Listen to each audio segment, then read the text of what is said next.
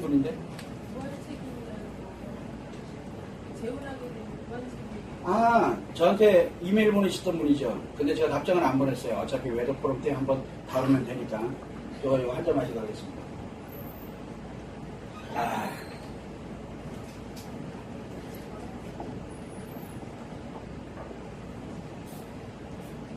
자, 무한 책임에 관련되는 말 때문에 여러분들이 일일비하는 경우가 굉장히 많아요. 무한 책임이.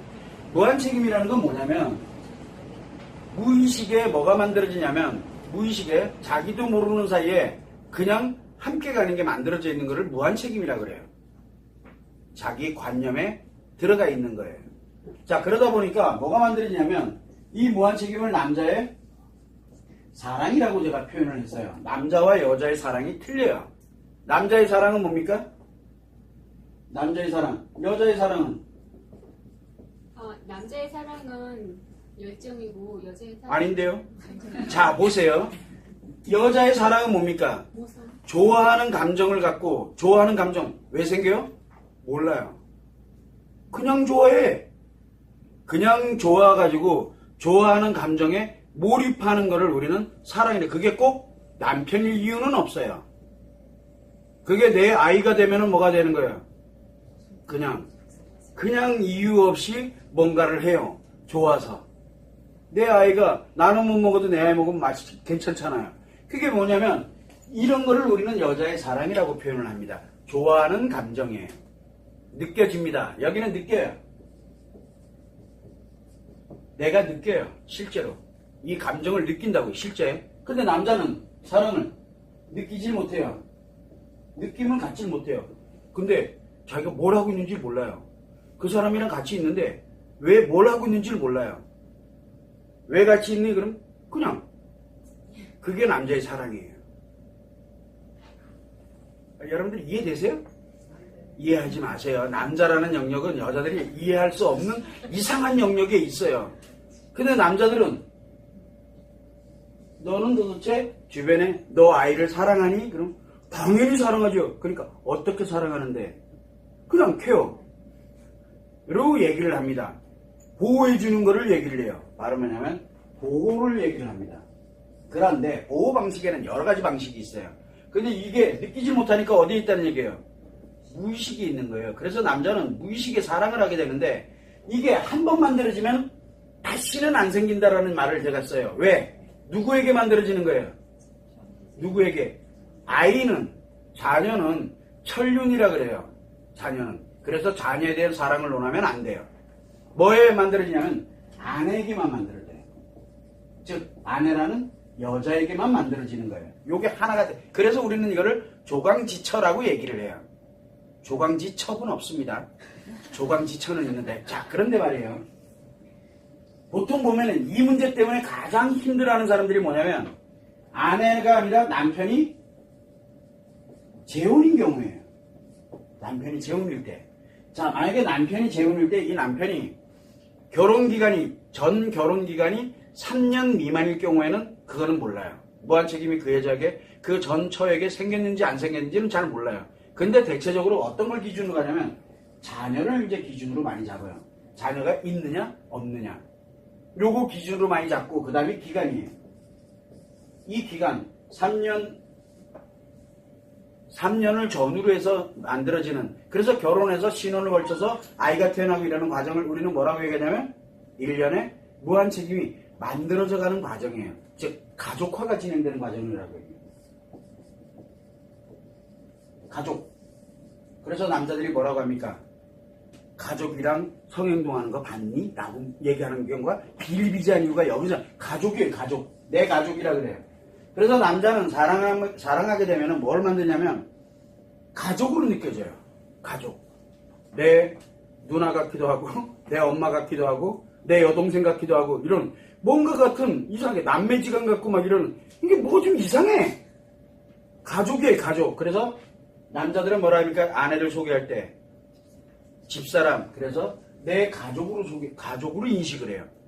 가족으로. 근데 여자들은 여자의 사랑은 직접 느끼잖아요.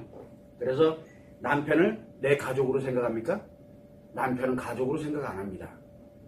나의 남편이죠. 내 남자이면서 내 남편이거든요. 근데 남자는 가족으로 생각해요. 아내를. 이게 무한책임인데 이 무한책임이 재혼해서 만약에 이쪽에 존재할 수도 있어요. 존재할 수도 있어요. 자, 그런데 이 무한책임을 엄격하게 좀 알아야 돼요. 무한책임은 좋을 때는 뭘로 나와요?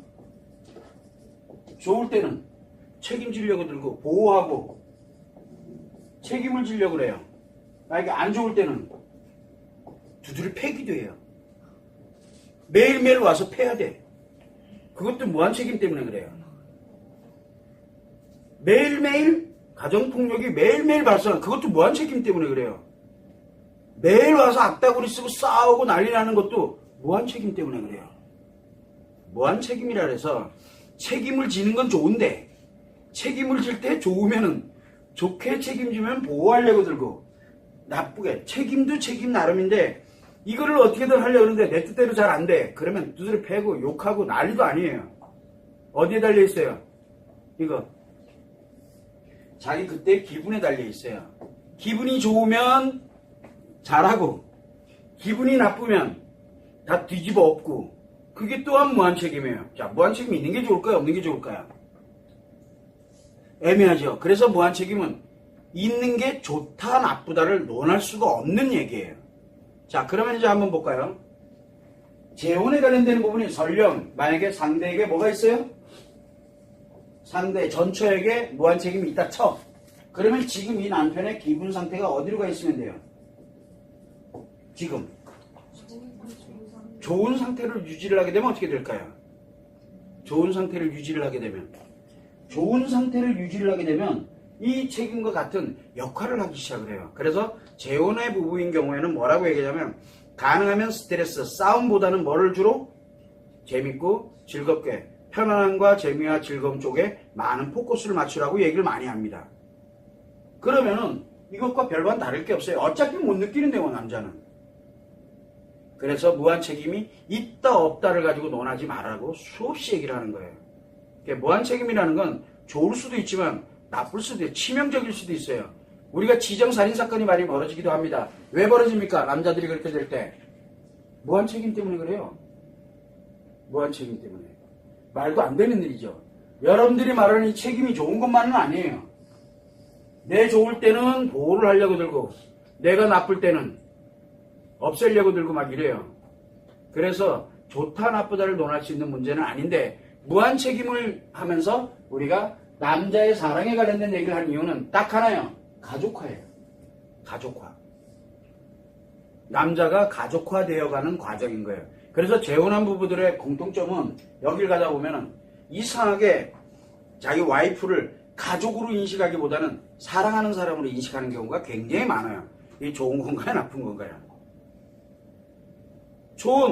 좋은들 가족이야. 당신들은 남편의 가족이라니까. 남매와 같아.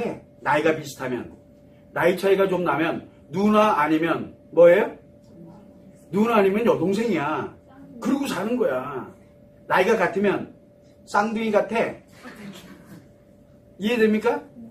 그게 가족화 과정이에요. 좋은 거예요, 나쁜 거예요? 아, 이러니까 또 갑자기 또 말이 사라지기 시작하네. 자, 그런데 재혼을 남편이 재혼이야. 그렇게 돼서 이렇게 기분 좋은 상태로 이렇게 계속 유지가 되면서 가게 되면은 뭐가 돼요? 이 여자랑 사랑하면서 살아가는 것 같아요. 좋은 거예요, 나쁜 거예요? 그런데 기분이 나쁘면 그날 헤어지는 수도 있어요. 좋은 거야, 나쁜 거야? 그런데 이 가족은 기분 나쁘다고 헤어지는 게 또 아니잖아. 그러니까 무한책임이라는 게 좋다 나쁘다를 논할 문제가 아니라는 뜻이에요. 그러면 여기에서 무한책임은 왜 얘기를 했을까? 가족화를 가고 있기 때문에 내가 어떻게 하느냐에 따라서 남편들을 컨트롤할 수 있는 힘이 생기는 거. 즉 아니까 내가 뭘 하면 되는지 알잖아. 또한 마찬가지로 남편이 재혼이야. 그러면 이 사람은 내가 어떻게 가면 되겠구나라는 걸 알 수 있는 그 근본을 알아야 내가 무엇인가를 할 수 있을 거 아니에요. 능동적으로. 그런데 각자 개인들이 다 틀리잖아요. 일상생활을 할 때 각자 개인들이 다 틀리기 때문에 요 원리를 알고 나면은 무한책임에 관련된 원리를 딱 알고 나면은 내가 집에서 남편에게 어떻게 가야 되는지를 내가 만들어갈 수가 있다는 얘기예요. 그게 바로 여러분들이 앞으로 찾아가야 되는 길인 거예요. 그런데 근본부터 무한 책임이 있으니까 지가 알아서 책임지겠지. 미안한데 가족이라니까. 여러분들 가족을 어떻게 합니까? 곧 죽어도 집 나가 있어도 가족이잖아요. 그죠? 한 대 때려도 가족이잖아. 그런데 사랑은 못 느껴요. 어떡하지? 가족은 사랑을 느끼지가 않아요. 애정을 느끼질 않아요. 애정관계, 남녀간의 사랑관계를 느끼는 관계가 아니에요. 그러면은 만들어야지. 우리가 초혼인 부부들인 경우에는 어떻게 만들어야 되고, 재혼인 부부는 어떻게 만들어서 유지되는 그런 거를 만들어갈까를 여러분들이 바로 이제 알았으니까 하나씩 이제 정리정돈을 해가면서 내 걸로 만들어가는 과정, 그걸 필요로 하는 거예요. 과제를 실행하는 게 가장 기초예요. 기초. 내 자존감을 회복하는 기초. 내 자존감이 회복되지 않으면 양쪽 다 아무것도 죽도 밥도 안 돼요. 그래서 남자는 무한 책임이 있다 없다에 관련되는 거 가지고서 여러분들이 일희일비할 필요가 전혀 없어요. 장단점이 극명하게 드러나거든요. 그래서 재혼은, 남편이 재혼했어요. 그러면 아내를 뭘로 인식을 하냐? 가족으로 인식 안 합니다. 가족이 아니에요.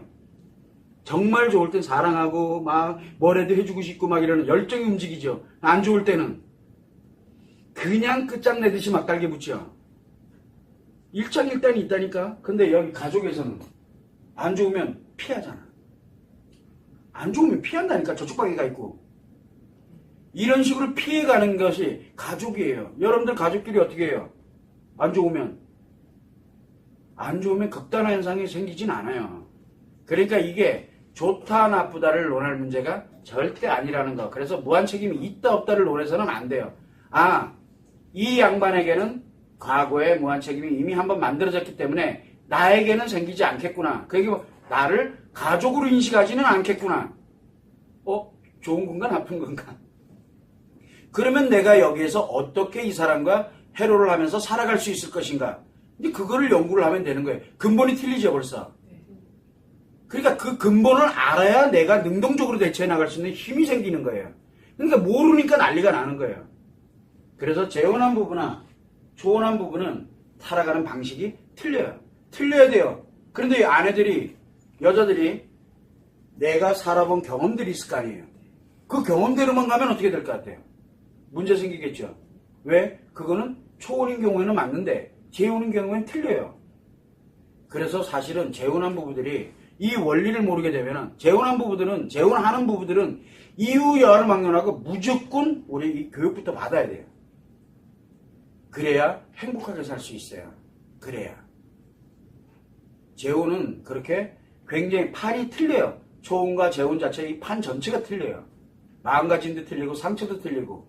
그래서 우리는 그런 조정 과정을 가기 위해서 이 명확하게 남자에 관련되는 부분을 알 때 이 무한 책임을 한 번은 생각을 해봐야 된다는 거예요. 그래서 우리가 남자를 얘기할 때 남자의 사랑은 무한 책임에 관련된 얘기를 하고 있는 거예요. 사실은 보호예요. 무한 책임이라는 것보다는 보호하려고 좋을 때만. 안 좋을 때는 싸우고 난리 나죠. 근데 싸우고 난리 나도 다람쥐 쳇바퀴 돌듯이 싸워요. 그 이유는 가족이기 때문에. 여자가 아니라니까요. 그런데 여기 재혼은 여자예요. 그래서 사랑을 굉장히 중요시 여깁니다. 재혼한 부부인 경우에는. 그러니까 나 저거 느껴봐야지 그렇다고 확 이혼하고 그러지 말고. 이해되십니까? 자기가 주어지는 환경 안에서 최선에 관련된 거를 행복을 만들어가는 건 이미 딱 키워드는 만들어져 있어요.